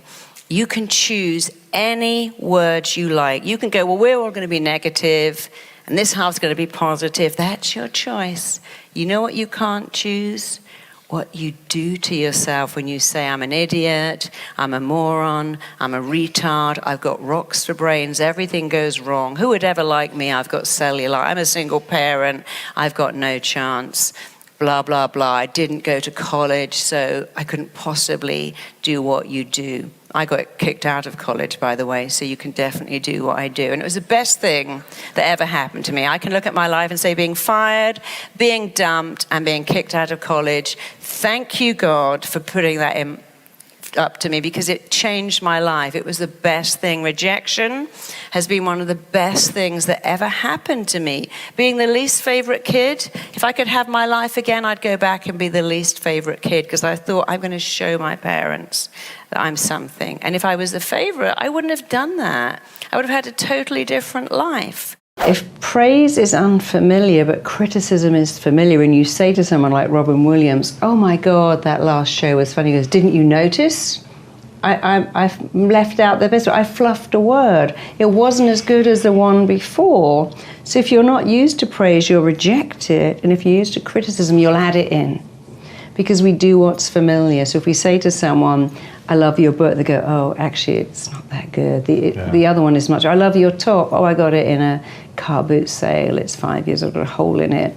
So if we haven't got praise, we actually reject it. And you just have to say to yourself, I'm going to make this familiar. I'm going to praise myself every day. It might feel weird, but I'll keep doing it. It's a bit like running. You know, running isn't familiar, especially around Beverly Hills. But if you put your shoes on and go for a run on concrete, eventually it becomes familiar, and then you like it. I mean, sticking a lens in your eye, that's the weirdest thing. Very unfamiliar. The first few times, like, oh my God, I'm carrying in my eye like that. And then after a while, you can do it almost without thinking, because you get used to it. You can make anything familiar or unfamiliar. Your beliefs affect your biology. Your beliefs certainly affect your biochemistry. I've had women of 58 say, could you make me pregnant? I go, I know. It's too late. Why did you wait 30 years? But the mind will follow your instructions, and it's very important to give yourself the right instructions. Of course, there are limits. You can't tell yourself you're going to be an astronaut. And when people say to me, I want to be a millionaire, I'm like, what are you going to do to be a millionaire? You can't go, I'm going to sit at home, and that's the problem with The Secret. Attract millions to you. What are you going to do for these millions? I want to have a six-pack. You do need to go to the gym. I want to have great health. Well, stop eating pizza and eat better food. But once you get the mind to want it, it's actually easy. But when people say to me, I want to be a millionaire, then we tell them, well, any goal of significance requires you to learn something new. But then they have a fear of learning. And of course, you're right. Then when people come in and go, I want this, you have to look at the blocks. The number one block is the fear of rejection. If I make it, I might get rejected. If I find love, they might leave. If I make all that money, people won't like me anymore. So you've got to smash out of the ballpark the fear of rejection. And you've got to smash out the second belief that says it's all easy. I remember Luther Vandross saying, you know, people say I'm an overnight success. I sang jingles for KFC for 12 years. It was a long overnight. So you do have to also have that desire. I mean, for me, you know, I speak in public, I write books, always aware that somebody's going to go, I hate your book, I don't like it. I'm like, oh, That's okay. They can't reject me. They might reject my book. Most people happen to love them. But to get anywhere in life, you have to get over the fear of rejection. Because people think they're going to die from rejection, but they really don't. Every day you get to choose how to speak to yourself. But you know what you don't get to choose? What you do to your body when you say, I'm an idiot. I knew I'd mess that up. I knew that relationship wouldn't work. I've been waiting for it to go wrong. In fact, the day we got married, I stuck stickers on all my stuff so that when we got divorced, there'd be no confusion. I was already planning the miscarriage. I didn't buy anything for my baby. I mean, who does that? Lots of people, apparently. They're all my clients, and they plan for stuff to go wrong. They say, I sent my kid to college, and I said, don't worry, you're probably going to hate it. Here's a credit card so you can get a return ticket back in a week's time. They plan it, and you don't want to plan it. You want to ban it. If someone just comes in and goes, I hate that shirt, or that colour is so not you, or you should never have cut your hair, or, whoa, you've got a bit heavy, you just go, thanks for sharing that. Just a really simple thing which says, thank you for sharing your opinion, which I can choose to not let in. You don't have to do anything else. Right. When the minute you go, well, your shirt's pretty awful, or look at your hair, or calling me heavy, you look anorexic, you've let it in. And now you're trying to retaliate. And it's like a game of tennis. If you put down your racket and walk off the court, you can't volley. So the first thing to say is, thanks for sharing that. Yeah. And it's very good for the little barbs we get from people, family, friends, sisters, cousins, exes. Right. If someone is really mean and says, you know, I listened to your talk on YouTube, oh my God, you stank up the place, I was embarrassed for you, then you go back and you say, I missed that. Could you repeat that for me, slowly? They will usually not bother because they know that in you asking them to repeat it slowly, you're going to call them out on it. And they usually go, oh, me and my big mouth, I'm just having a bad, I didn't actually really watch it anyway, just ignore me. And if they do, you must not go after them and go, no, I want you to repeat it right now, say it to my face. Don't do that, because a bit like a lion who bares the teeth, they're saying, back off and I don't want to attack you. When a lion bares its teeth, you don't go up to it, you walk away. It gives you a chance to retract. So saying, could you repeat that slowly, is giving the person a chance to retract. They almost always do, but occasionally they'll come back and go, no, I just said you're so wooden as a speaker, it's an insult to wood. People come in and they describe, you know, I really want to be successful, but I'd love to be healthier, but I want to find love, but I can't get pregnant because... And the first thing we do is investigate, like a good detective. A detective will lay out pictures and go, what's going on here? And they make sense of it. And very much the same. So when people come to me and go, no, I've got unexplained infertility. What is that? I went, well, there's a clue in the description. It is unexplained. Nobody knows. Your husband's got cracked sperm that swims straight and plenty of it. You've got great eggs, great fallopian tubes, perfect womb.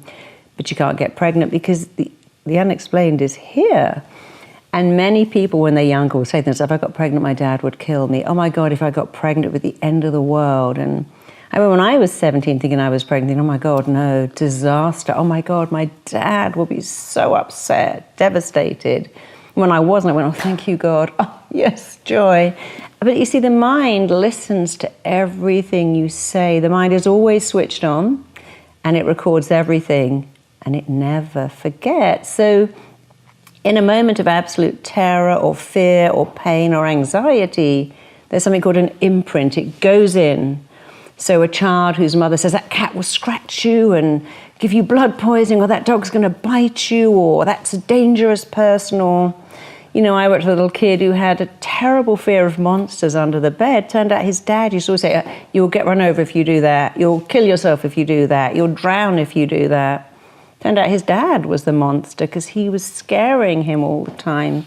So you get a young person, can be an adult, and you get an imprint. And what we do is investigate, where did this imprint happen? And when we've got the imprint, which is very easy, you can ask questions and get the imprint. You can listen to the client's story. The one who said, my mum used to cry when I brought up food and so happy when I ate.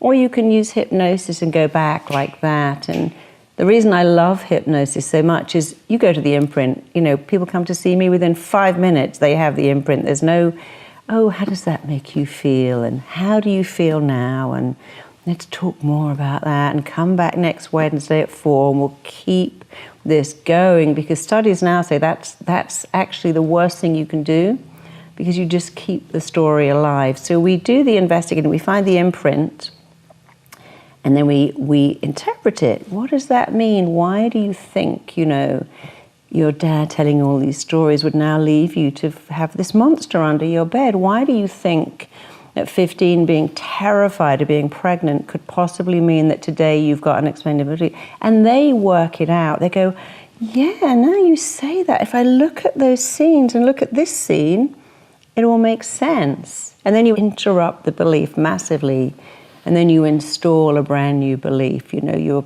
getting pregnant like a high school kid on their first date. You're super fertile. You've got cracked grade A eggs. Your husband's got the SAS of sperm, and it's going to collide. So you bring in the very powerful language, and you are going to make a grade A baby. Because of course people say, I want to be pregnant. I'm like, no, you don't. You want to make a baby that you carry to full term. I have clients who have been pregnant 8 times. You want a perfect, bouncing, healthy baby. So it's another example of not telling your mind what you want.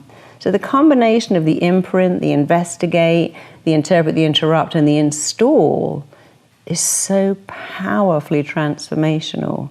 We tell ourselves the story, we play the only part we've ever known, and then that part becomes our own, and we don't know how to separate it. And so people come in with their story and they go, well, you know, I was a newborn baby and my mum told me that I was only like 2 pounds. I nearly died. They had to drop milk in me with a dropper. And I remember my mum telling me she used to cry every time I got weighed, or if she fed me when I threw up, they would get so upset because I could die. Like, okay, and now you're 600 pounds because you keep telling yourself that story. And people tell themselves the story until it validates why, you know, my dad didn't love me. He left before I was born. He never came to see me. But he had another kid that he treated like Jesus, bought him everything, Game Boys, clothes. So if my dad didn't love me, I'm not lovable. And you have to go, but that was then. Your dad was an idiot. That has nothing to do with whether you can find love or not. But clients tell themselves this story, and they don't understand that at any age you can go, well, I think it's time for a new story. And so my job is to first of all find out where, you know, they come in and go, I don't know why I do this. Mm-hmm. I guess I'm just messed up. I don't know why I can't speak. I've always been that way. I go, nope. No baby looks away when you look at them in the hospital. No baby goes, don't look at me. I'm having a bad hair day. We're all born with so much confidence. You have 4 children. They never go, no, I can't get a banana in my mouth. I can't get to grips with this walking, reaching. They're wired to go for something. But a lot of damage is done very early, and I see that all the time. Really silly things like people come in and go, you know, I can't ask for money. And then our TT has what I call interruptions, where after they've gone back, they have to then say, but that's not me because, and that can't be me because, and that won't be me ever again. And what that does is it starts to change the neurons. It's actually called neuroplasticity. It starts to change the way the brain is wired. They stop thinking the way they thought as a child and put into place different beliefs, and then they're forever changed. And it's amazing to see it in action. So here's my advice to you. Expect amazing things then. If what is expected tends to be realized, expect the best. Expect love and success and an amazing life, because you know what? It will probably be realized really fast if you expect it. You can only love another person to the degree that you love yourself, and another person can only love you to the degree that they love themselves. And so if you go through life feeling you're unlovable, that will always affect the quality of the relationships you have. And if you date or marry or live with someone who thinks they are unlovable, it's very hard to have a really healthy, great relationship if the person you are with feels unlovable, or if you at some deep level think that you are unlovable. And more problems occur from people attracting the wrong relationship, staying in the wrong relationship because they feel unlovable. I see people in my office time and time and time again who are with the wrong person, and they're too scared to leave in case they won't find someone else. They say, well, we've been together for so long, what's the point? But everything changes when you know that you are lovable. And you see, lovability is essential to being happy. And I have many people who go, well, you know, I've never felt love. Being loved is just a foreign country to me. I don't know what love is. I've gone through my whole life never having had love. And Marilyn Monroe, bless her heart, somebody said to her once, Marilyn, what is this thing about you wearing those really tight dresses and dancing in front of all of those soldiers with everything hanging out? She said, and I'm going to quote her word for word, I need the whole world to love me. I must belong to everyone because I've never belonged to anyone or anything in my entire life, and I probably never will. And there was a girl who was beautiful, stunning, engaging. Everybody loved Marilyn except Marilyn. But you see, if you can't love yourself, nothing really matters. You do know, don't you, that people who are critical have so much criticism reserved for themselves. They actively dislike themselves, and you're actually showing me and the entire office that you really don't like yourself. By critiquing me. Yeah, by critiquing, you're just showing me. Yeah. Yeah, critical people always have criticism reserved for themselves. They are full of self-criticism, but they reflect it out. And superior people and happy people always praise, and people who feel inadequate always criticize, because criticize withers you and praise builds you up. And if you can use those 5 techniques, thanks for sharing, could you repeat that? Are you trying to hurt my feelings? Won't work, I'm not letting it in. Since we're sharing, did you know what is running your critical behavior? You don't let it in, and being able to not let in criticism, that too will change your life. It makes you bulletproof. You can't stop people being mean and having a horrible day. And we now have trolling, which is becoming an epidemic. So it's actually worse. Our kids used to get bullied at school and go home to a sanctuary. Now they're bullied online. Now they're bullied online, on the phone. And it never ends, and they feel really attacked. And see, when you find trolls, they're usually really miserable and unhappy, but they love the power because they have no power. They live on their own or with their mum. They have no life. I mean, we had a terrible situation in England where somebody was trolling this person whose child had been kidnapped, and when they exposed her, she killed herself. Oh, man. Which was a terrible thing for her, but obviously her sense of shame that she was outed and to kill herself, but she must have felt terrible. I felt so sorry for her. But she was very vicious in her trolling, but that's a really unhappy person. She needed a lot of help. But when you can teach people to come back from criticism without fighting or going, well, I hate you too, or you're all shut up, or crying, when you can just teach them, look, I'm not letting it. It's like if I try to give you a gift, you go, no, I don't need that gift. I'm holding the gift. I can't give you something if you don't take it. Right. I can't serve papers on you unless you accept them. I can't serve a volley to you unless you volley it back. So when you learn that people can try and give you anything, but if you don't accept it, you haven't let it in. And if you don't let it in, it can't hurt you. This is It fascinating. just hurts the person who's left holding it. How do you help people establish meaning behind? Well, I wrote a book called I'm Enough, and we have a program called I'm Enough, and what that does is it takes you the process of where does this come from? You're not born with this belief. How did you get it? And when they discover how they got it, they're able to give it up. One of my first ever clients was this beautiful woman, very hard to believe, and she said, I can never make a relationship last. And it sounds so silly, but she said that her dad used to say to her every day, you'll never ever find anyone that loves you like me. Nobody could love you like me. You'll never find the kind of love that I have. And he programmed, when you label someone, you limit them. So now she's got an imprint. I'm never going to find love like this love. And guess what she never found? Love like that. And all you have to do as a parent is to say, I love you because you're lovable. And all your life you'll find love like this love because you're worth it. So it's little tiny adjustments that have the most profound effect on people. And it's never too late to say, I'm enough, I can find love. And now if you give someone the power to make you feel good, you give them the power to make you feel bad. And if you do it to yourself, you feel so much better. It makes you slightly bulletproof. You still need other people. We all need other people. But the dialoguing with yourself and starting with I'm enough, I picked that because I found all my clients addicts, bingers, bulimics, saboteurs, hoarders, compulsive shoplifters. They all went back to the same thing. I'm not enough. I need more. And if you feel enough, you start to feel equal.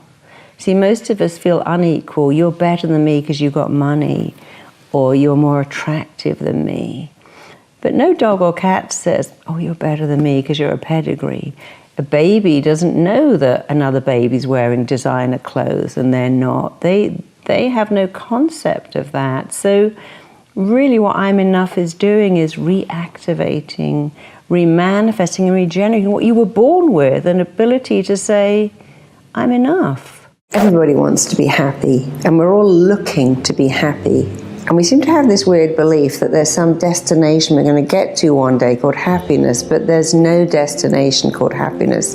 There's no terminal you're ever going to arrive at in your life called this is the happy place. If you want to be happy, and why wouldn't you want to be happy? Here's the way to be happy. You got to be happy right now. I see so many people who go, I'll be happy when my kid can walk, when my kid can feed them. So I'll be happy when my kid's gone to school. I'll be happy when. And if you buy into that, I'll be happy when, you're never happy, because when never comes. I'll be happy when I'm married, I'm single, and if I could find a great person, I'll be happy. And then you know what you do? You just swap all the problems of being single to having to compromise with somebody else, because you have this belief, I'll be happy when. So if you want to be happy, here's how to be happy. Decide to be happy right now. Don't do that. I'll be happy when I get to my holiday. I'm super stressed at the airport. I'm having a manic moment. But when I get there, I'll be happy, because now you've told your mind that happiness is somewhere you're going to. Tell your mind the truth. I am happy right now. I've decided to be happy in the moment. I'm choosing to be happy. You see, your mind is set up to do what you tell it. And every time you say to your mind, I'll be happy when, it believes that happiness is out there and you're going there, but you might never get there. When you go, I'm happy right now. I'm happy packing. I'm happy at the stress of the airport. I'm happy this minute. I am choosing to be happy. Then your mind understands the truth. Happiness is now. You're not going to happiness. You're not looking for happiness. And by the way, nobody else can make you happy, while an amazing partner, a great career, a wonderful kid will enhance your happiness. If you give that to someone else, my partner's going to make me happy. Having a baby is going to make me happy. Having a great job where I get recognized is going to make me happy. Getting praise is going to make me happy. Do you know what you're doing? You're giving someone else the responsibility to make you happy. And if you say to them, here you go, you make me happy, that will work for a while, but then, you know what you're giving them? You're giving them power to make you unhappy. I want a little baby to be happy, and I got it, but now that baby is a 14-year-old teenager that doesn't want to speak to me. People say, oh, you know, you make me feel amazing, and then the other side of that is you make me feel so angry and so lonely and so unimportant. Don't give your power to be happy to anyone else. It's up to you. And don't wait to be happy. Choose to be happy right now, in the moment. I mean, look at little children. The rain makes them happy. A puddle makes them happy. Everything makes them happy because they live in the moment. Happiness is an inside job. Go inside you, live in the moment. I promise you, if you make a decision, I'm going to be happy right now, no matter what, and everything I do, you'll train your mind to be happy. What do you think is your greatest challenge that you face internally, personal challenge, as someone who's helped tens of thousands of people personally, My greatest and understand all this challenge, stuff? Yeah, I suppose it's not a challenge to get more people to understand it, because people need it. You know, we all need to be nourished. You know, we need nourishment. Our soul needs to be nourished. It's not about organic avocados from Erewhon Market. That's great. but we all need this emotional nourishment. So is it a challenge getting more people to accept it? I don't think it is, because everyone I see go, oh my God, I love that. And some people go, you know, I listen to you, thought, oh, that's rubbish. But then I found myself going into the garage and saying nice stuff to myself. So maybe my only challenge, but even then it's not a challenge, is I would say half the medical profession love what I do and really go for it and go, oh my God, this is amazing, I'm using it with my own patients. And the other half go, this is all silly. You know, illness is caused by disease, that you can't talk yourself better. Talking to yourself doesn't make any difference. You can't possibly give birth just using positive affirmations. It's like if you had cancer and you had a very good oncologist, you might go, look, you know, the way you think, the way you eat, the way you act, the way you rest can all affect. And they'll go, no, you got cancer, chemotherapy, there's nothing else that will work. And all that stuff is hocus pocus. Right. So that is a challenge, but it's not so much, because I find so many doctors love what I do and go, wow, you know, all these illnesses are autoimmune illnesses. Many years ago, there was a wonderful psychiatrist in London called Dr. Maudsley, and he had a great expression, it's always been my favorite, and it says, the feeling that cannot find its expression in tears may cause other organs to weep. So he knew 100 years ago. That's beautiful. So beautiful and so true. The feeling that cannot find its expression in tears will cause other organs to weep. So he's sort of saying, if you don't feel the feeling, your body's going to feel it. If you don't open your mouth and say, you hurt me, don't be surprised if you get a screaming. I've got this screaming headache. I've got this angry red rash. I've got this thumping pain. And by the words they're using, angry, screaming, they're saying, I have rage that can't come out. I'm not expressing it, but it's expressed through my body. Yeah, because the body is very clever at finding something. People, I worked with someone who couldn't walk, and all she was, I can't stand that. I can't stand my ex, I can't stand my life, I can't stand my kids, and you can't stand up. Isn't that interesting? Oh, wow. She had sort of phantom leg pains because she couldn't stand anything. Believe me, it was also, well, what makes me sick is my sister-in-law. Oh, I'm so sick of her. She just makes me sick. I vomit in my mouth every time I hear her voice, and then they wonder why they're bulimic. Right. Because our words really affect our reality, partly because, and it's such an easy thing to say, every word you say is a blueprint that your mind, body, and psyche are working to make your reality. So we make our thoughts, and our thoughts make us, then we go out into the world and we justify our thoughts every day. But our words are a blueprint, and when you know that, you think, well, I better pay attention to that blueprint. I better not say this kid is killing me. My job is making me want to die.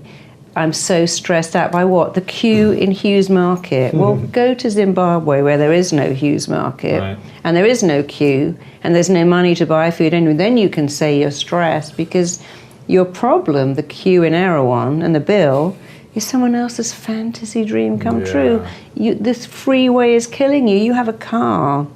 You have a look at people on 4 buses. I used to take my daughter to school, and I remember one day thinking that, oh my God, this commute is hell. And I saw someone at a bus and thought, how lucky I'm in my car. I've got the heating. I've got a cup of tea. I've got an hour to listen to something. I can talk to my kid. I keep saying I want an hour to myself. Well, here it is. And I learned to stop doing that. But when you say, how are you? Oh, nightmare. It is torture. What? The traffic. Yeah, the traffic, the queue. People keep ringing me. The phone ringing. It's torture. Well, maybe if it didn't ring, that might be worse. Some of my clients who are models will say my life is hell because people look at me. It's like, really? Well, one day they won't, and then you might miss it. Yeah, but I get on a plane and guys hit on me. It's a nightmare. Well, put on a baseball hat and glasses, read a book. Then they'll leave you alone. But that's not a nightmare. It's just mildly inconvenient. It's not hell. Right. It's not killing you. But we use these incredible words. This is torture. This is killing me. This is a disaster. What is? Well, I went to the bathroom and I forgot to pause my movie. Well, that's not a disaster. But when you use those words, because your mind can't differentiate, just to feel like it really is a disaster. Well, most people that come to me don't go, hey, I've come to see, but I don't want to give up my problem. I mean, they do with food. They go, I want to be super healthy. Okay, you're going to stop eating donuts. I don't want to do that. Have you got anything else? I'm like, There's no. a difference between I No. don't want to do one thing Yeah. and I want to do it, but I'm not sure I have the energy to see But it you through. see, the belief is what you're saying is it's work, so much work. It's no work. So what I would suggest for someone like you is just monitor how you speak. Oh, I forgot that. I got a terrible memory. I got that. I didn't miss that. I got a terrible memory. And start to say, I have a phenomenal memory. I have an outstanding memory. I have a reliable, foolproof memory. So I saw it with my daughter when she was little. She'd leave the house and come back because she had so much to remember, her school bag and her swimming stuff and her lunch. And I'd always say, what have you remembered? She goes, I remembered my lunch. I remembered my swimming. I go, that's so great that you remember. And very quickly she went from, oh, forgotten, I've got to go home, my mum's going to be really cross, to, no, my memory's great. At the gate it told me, school lunch, school coat. And of course, if you go to any kid's classroom, you'll see coats and bags. They forget everything. And we never go, well, it's the memory, you see. It disappears with age. And I've been people of 90 who can tell you everything about their childhood and what it was like in the war. So you have to just make a decision to tell yourself, I have an outstanding, reliable, phenomenal, incredible, impressive, foolproof, big words, of course, because you want to excite you. And if you say it enough, your mind's job is to give you that memory and then stop saying, what have I forgotten? Say, what have I remembered? And then something else you do is just say, that will come to me. You know, you have to understand the mind a bit. So when you're dealing with a conscious mind, the subconscious doesn't do anything. If you're saying, what's the name of that book or that restaurant? Oh, I don't know. I give up. I've got a terrible memory. And you suddenly goes, oh, it's come into my head. It was this book. It was the Tim Ferriss book. I remember now. Because you've given your mind an instruction. What is the name of that book? Your mind will go and find it. But if you are still actively looking, it doesn't do it. So we have something called command therapy. You've got to command your mind. Go ahead and remind me where my passport is. Remind me. And so often it's just really poor communication. You know, people say, oh God, I'm flying to London tonight and I can never fall asleep on a plane. I just can't go to sleep. We're like, well, where are you going? You don't go anywhere. You don't fall. You lie on the plane and you invite sleep to come to you. You go, I'm lying here. My eyes are heavy and sleep's descending upon me like a mist. Because it's a misdirect of the mind, because you don't fall and you don't go, but when you say sleep's coming to me, and when I am in different time zones all over the world, I lie in bed and go, right, sleep now, send sleep to me now. I insist on 8 hours of sleep, I need 8 hours, and I tell my mind what I want, but I am very clear, very specific, but not, can I fall asleep? I need to, because I've got to get up in 5 hours. Now I'm stressed. I just give my mind very clear instructions. You do have to train yourself a bit, but if you use those words, my memory is impressive and infallible, your mind knows what that looks like and it will make it real. If you just go, I need a better memory, that's not exciting. So excite it with powerful words and you won't be surprised, or you might, how much better it gets. But you've got to give up this belief that it's work. Because talking to yourself isn't work. Exciting your mind isn't work. Going to the gym is work. But saying every day as you get up, I've got a great memory. I can even imagine my diary and I can see what's in it. If you tell yourself that, it actually really becomes true. And you'll notice that everyone who's got a good memory will say, my memory is amazing.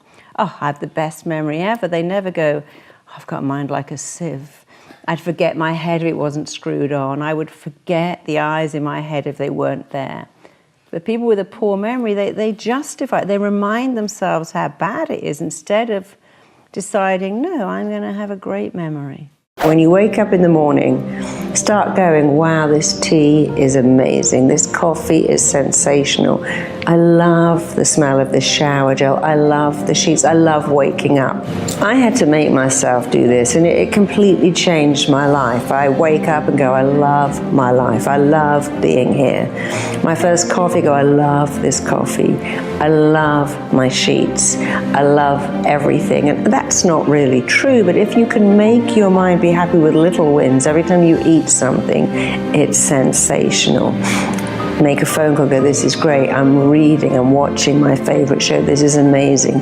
When you sit down at the end of the day to watch Netflix, go, this is amazing, this is wonderful.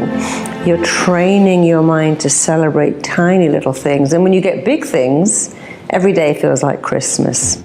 You really can. You can stop being ill. You can change the shape of your body. You can change your digestion. Yeah. You can have physical things. You can change the way you interact with your kids. So here's a good example. My kid is a nightmare. Change that to my child is age appropriate. There you go. This builder's going to go, oh my God, that's a disaster. But a good builder will go, it's a challenge. When you said talking to girls is terrifying, you just change that to it's challenging. But hey, there's hundreds of girls out there. It's a numbers game. One will say yes. Some will say hi, yeah. And even if they say no, the only risk in life is not to take the risk. That's the risk. If you don't, when you take the risk and it goes wrong, you learn something.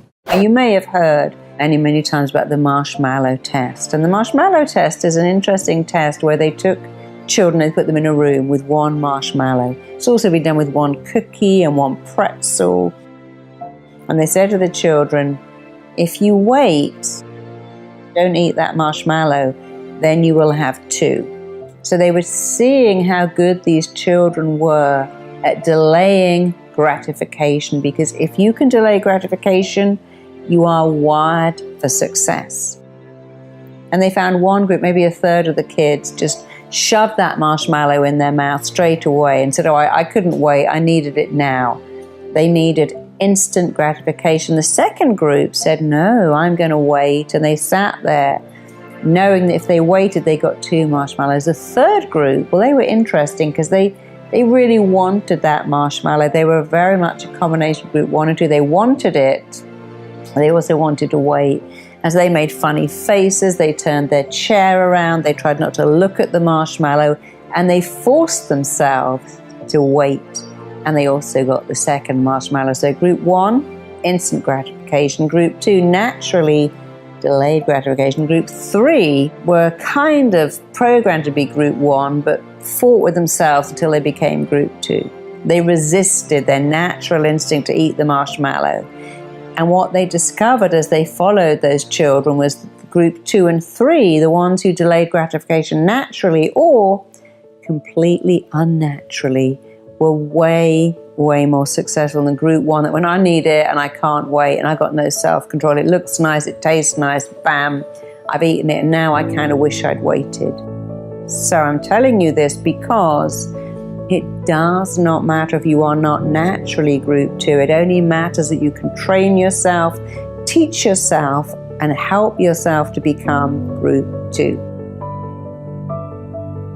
Because here's the thing, when we're kids, we learn naturally to delay gratification. Our parents say, clean your room and then you can have an ice cream. Do your homework and then you can go to the park. Do your chores and then we'll go out and have cookies. We all do that naturally with children.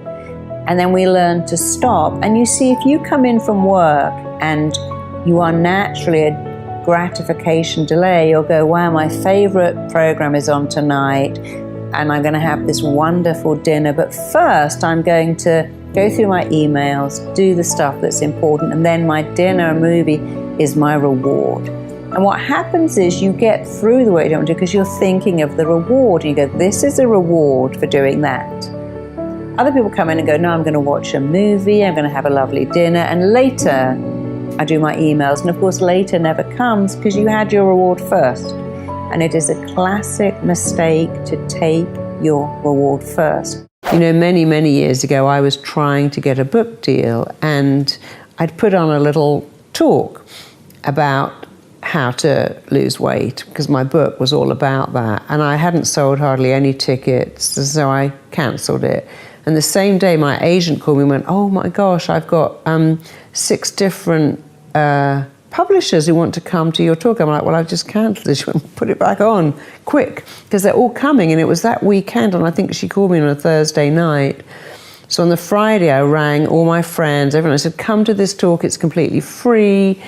And I got lots of people to come because I knew that 6 major publishing houses were coming to this talk.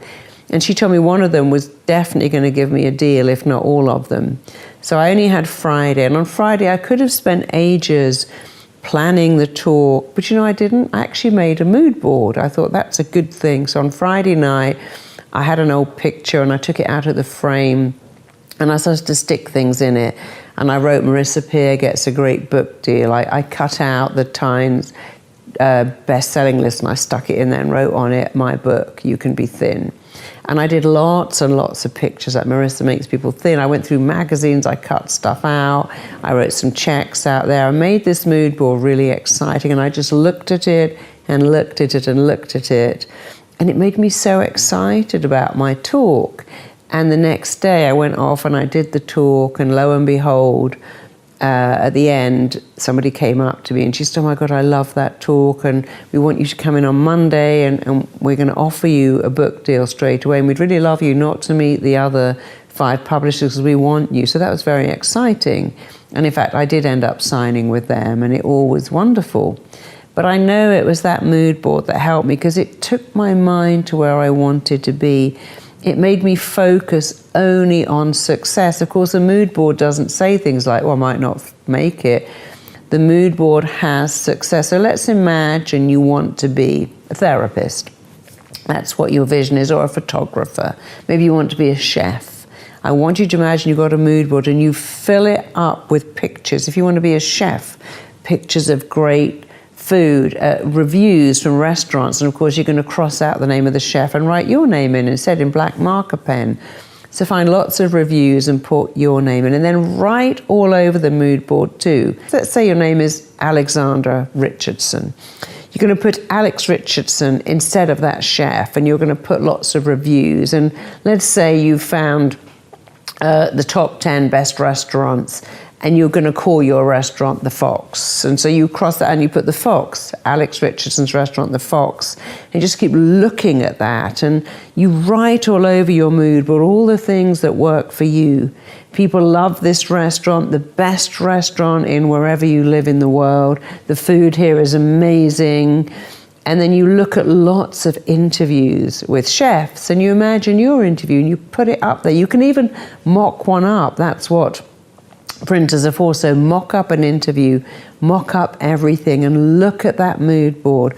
Mock up all the things that you're going to cook that are going to give you pleasure. Mock up the cookery book you're going to write. Mock up so much stuff. A couple of years ago I was asked to work with probably the angriest kid I've ever worked with in my life. And when we started to work, he said, no one loves me. I have no love in my life. And I realized that his anger was actually incredible pain, but I talked to him and I asked him what he was good at. He said nothing. So I asked him what he loved and he said cooking. So we talked about that a bit and he's ended up being a phenomenally successful chef. He's got a great girlfriend. He went to work for other chefs. He's now got his own restaurant. His life has changed dramatically because I found one thing that he loved and focused on his purpose and the reason he was here. And he loved cooking so much that I knew straight away that that's what he was meant to do. And now he's doing it, and his life has changed 360 degrees. Mood boards have been proven over and over again to stimulate your brain, to excite your imagination, to keep your focus on where you want to go. Now I've got a special bonus clip that I think you're going to enjoy. But before that, it's time for the question of the day. I want to know, what was your single biggest takeaway from this video? And what is your plan of action that you're going to execute this week to make some immediate momentum happen? When you just get motivated and watch a video, you have a 35% chance of following through. That's what the science says. But when you write down what time, what day, what place you're actually going to execute, when you create the plan, you have a 91% chance of following through. And I want that for you. And when you commit to people publicly, you increase your chances even more of actually doing it. So I want to know what your single biggest takeaway from this video was and your specific plan of action to actually get the result you're after. Let me know. Put it down in the comments below because I want to celebrate you.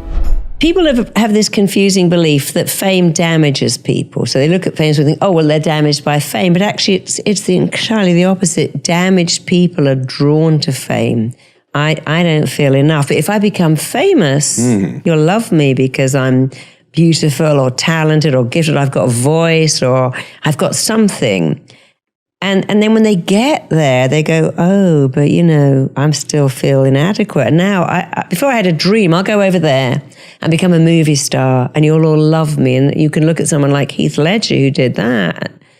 But then they still have the same belief system. They've taken it with them. They're carrying this belief around with them. And they keep treating the symptom, but not the belief. And so that's why they destroy it all, because they don't know where to go with that belief. If you want to change your life in the next 30 days for free, check out my training right here below. Or if you want to see the top 10 I did on Louise Hay, check out the video right there next to me. I think you'll enjoy them. Continue to believe, and I'll see you there.